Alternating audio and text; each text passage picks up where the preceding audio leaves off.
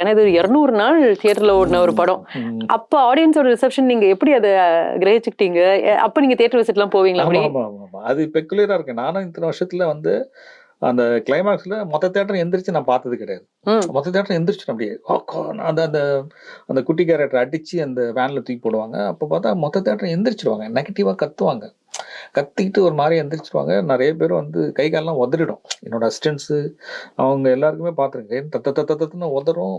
In fact வந்து என்னோட associate director, நான் திருப்பதி போயிட்டு வந்து பூந்தமல்லியில் சுந்தர் தேட்டரில் 2 மணிக்கோ 3 மணிக்கோ அந்த நூன் ஷோ முடிகிற நேரத்தில் உள்ளே போய் பார்க்குறேன், கத்துறானுங்க, ஏன் மச்சான் ஓடி போயிடலாம் வாடா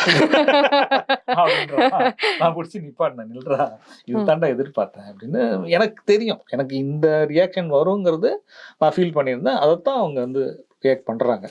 பட் அவங்க மற்ற பேருக்கு வந்து அது அன்எக்ஸ்பெக்டடாக இருக்கும். அவங்களுக்கு எல்லாம் கைகள்லாம் உதற ஆரம்பிச்சிடும் அவங்களுக்கு.